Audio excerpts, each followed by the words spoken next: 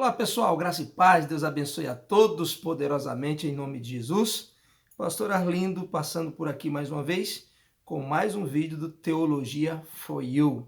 Curiosidades bíblicas, teológicas para você de maneira simples, objetiva, direta, sem enrolação.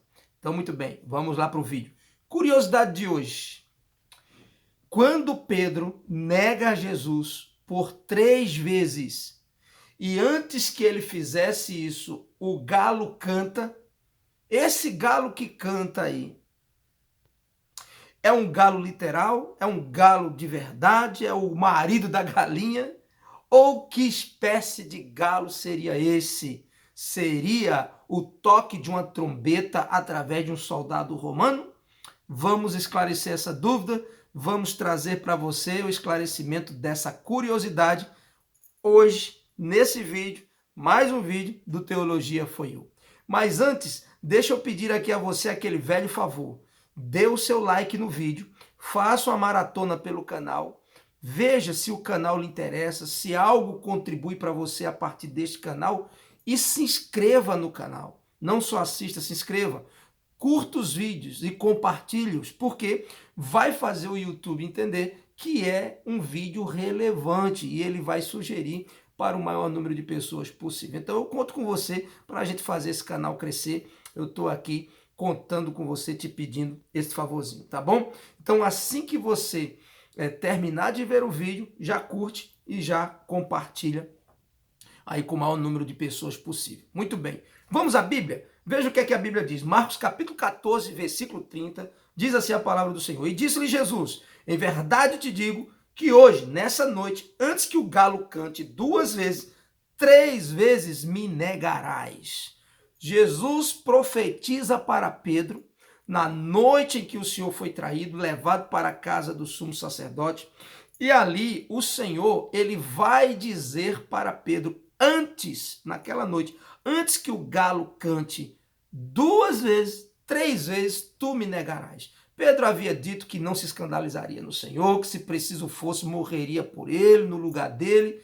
Aí Jesus vai e profetiza para ele. Olha, querido, deixa eu te dizer, antes que o galo cante 2 vezes, por 3 vezes, tu me negarás. Aquela profecia se cumpre naquela mesma noite, quando Jesus é preso, quando Jesus é levado para a casa do sumo sacerdote e ali Pedro é reconhecido e é perguntado se ele faz parte daquele grupo, né, daquele profeta do Senhor Jesus Cristo. Ele por 3 vezes nega ao Senhor. E quando ele o nega, ele ouve o galo cantar. E aí vocês sabem, ele chora amargamente e sai triste da vida pelo que ele tinha feito. Mas a questão é, esse galo é literal? É o marido da galinha? É uma ave? Ou é o toque de uma trombeta, uma espécie de trombeta dos soldados romanos? Por que que existe essa dúvida? Por que que essa questão é trazida? Por que que existe este pensamento? Muito bem. Existe uma linhagem de pensadores, de estudiosos da Bíblia Sagrada, que defendem a tese de que este galo narrado pela Bíblia, na negação de Pedro, não é um galo literal. Por quê? Porque durante as vigílias da noite, existia a troca da guarda dos soldados romanos na Fortaleza Antônia, lá em Jerusalém. Os soldados ficavam vigiando a fortaleza, sobretudo naquela época ali onde Jesus é preso, que é a época de Páscoa. Então o governador Pôncio Pilatos, representante de Roma, vem a Jerusalém e fica instalado, hospedado ali na Fortaleza Antônia. E a segurança é dobrada, porque eles temiam muito tumultos, né, por parte dos judeus. Então ela é muito vigiada e o tempo todo está sendo vigiada e guardada por soldados romanos. E acontece que, como em qualquer guarda, essa guarda passa por turnos. Os turnos são trocados. E você sabe, durante o dia há uma contagem de tempo diferente da contagem do tempo à noite. Nas horas diurnas, as horas são contadas, o horário diurno, né, melhor dizendo, as horas são contadas sucessivamente, cada hora. Por exemplo, a primeira hora, 6 horas da manhã, a segunda hora, 7 horas, né? Um exemplo, quando Pedro e João sobem ao templo, né, em Jerusalém, é a hora nona que eles encontram aquele paralítico pedindo esmolas e ele dá aquela famosa fala, né? Não tenho ouro, nem tenho prata, mas o que eu tenho eu te dou, né? A hora nona, 3 horas da tarde, é só você contar na sequência, né? Quando Jesus é crucificado, a terceira hora do dia, que é quando são 9 horas da manhã, quando desce ali o poder do Espírito Santo em Pentecostes e as pessoas começam a dizer, esses homens estão embriagados.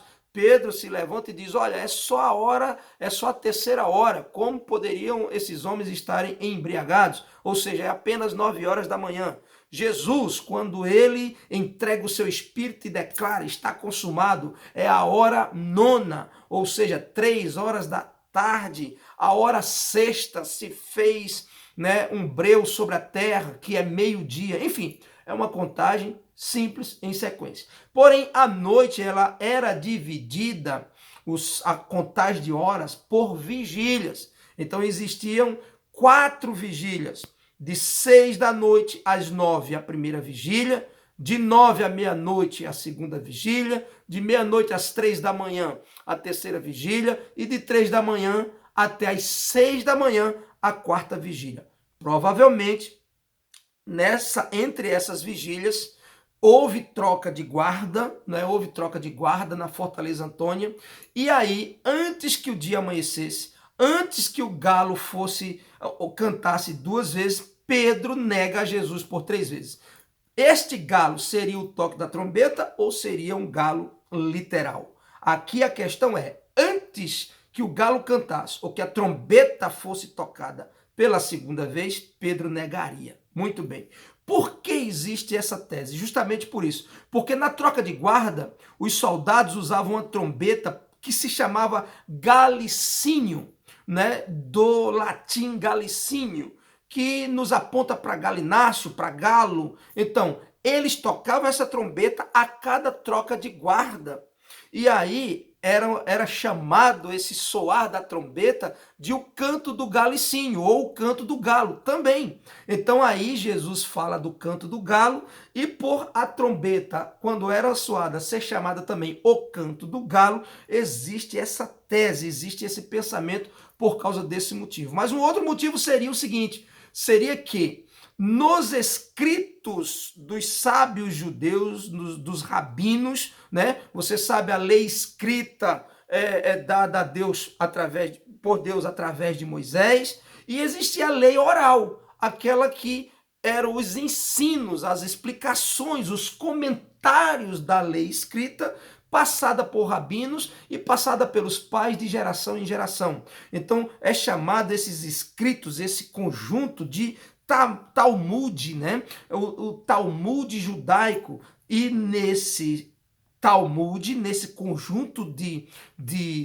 escritos, né, de comentários, digamos assim, da lei de Moisés, existia as partes, a Mishnah, cada parte Mishnah. Então, uma das Mishnahs, uma Mishnah era que uma declaração dos sábios, era que em todo o território judeu não se podia criar galináceos, nem galos, nem galinhas e seus derivados, né? Enfim, em todo o território judaico, em especial em Jerusalém. Então, por causa dessa direção, dessa Mishnah, eles acreditam que ali não teria galinheiros, né, naquela região, sobretudo na casa do sumo sacerdote. E isso é realmente possível, sim. Então, olhando para esses motivos, nós podemos bater o martelo e dizer que o galo ali que cantou quando Pedro negou a Jesus era um galo não literal, não era uma ave, mas sim o soar de uma trombeta de um soldado romano?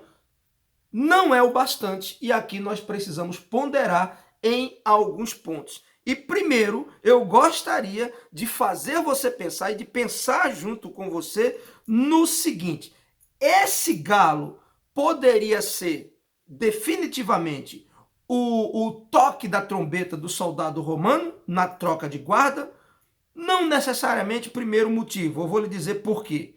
Porque a criação de galos, de galináceos, galos e galinhas em território judaico em Jerusalém era proibido, de fato, pela Talmud, né? Pelo esse conjunto de orientações e comentários dos sábios judeus. Mas era para judeus a proibição, não para romanos. E nós temos que pensar o seguinte, que nesse tempo aí, do qual estamos falando, Jerusalém e toda a Judéia estava sob o jugo de Roma.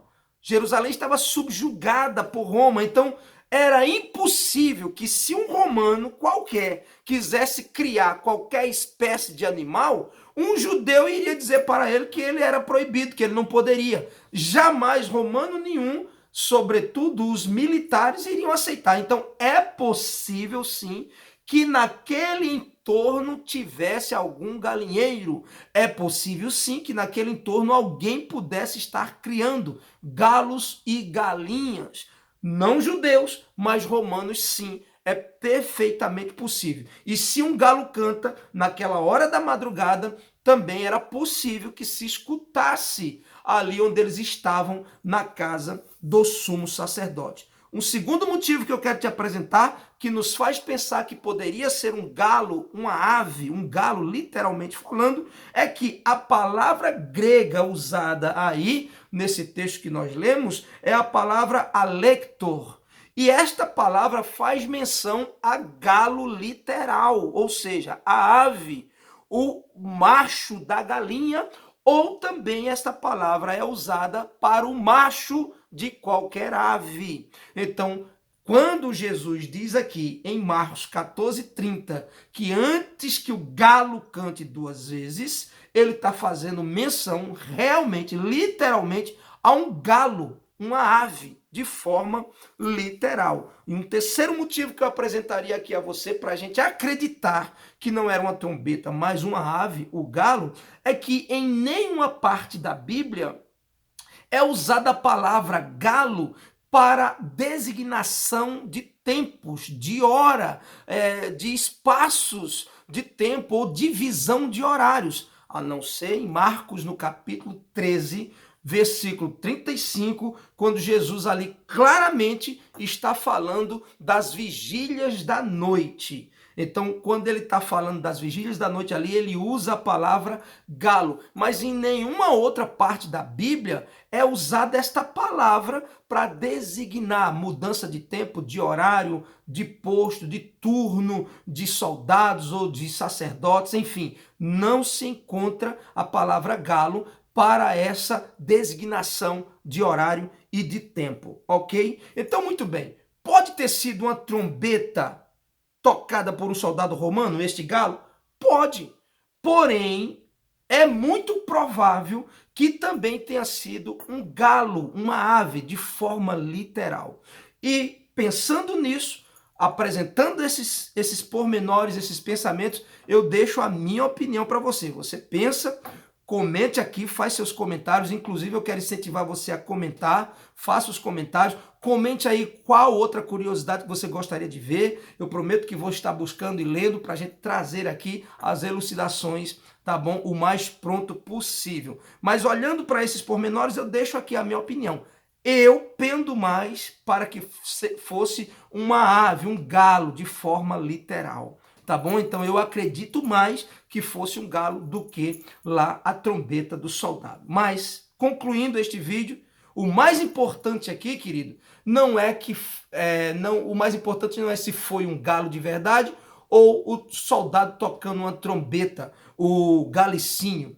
O mais importante aqui não é isso, sabe por quê? Porque isso não altera em nada a tua salvação em Cristo Jesus. Se você já é salvo em Cristo Jesus, se você está salvo em Cristo Jesus, então, se você acredita que era uma trombeta sendo tocada por um soldado romano, isso não afeta em nada a tua salvação e você não está pecando nisso. Como também, se você acredita, como eu, que era um galo de verdade e você está salvo em Cristo Jesus, também isso não altera em nada a sua salvação e você nisso também não está pecando.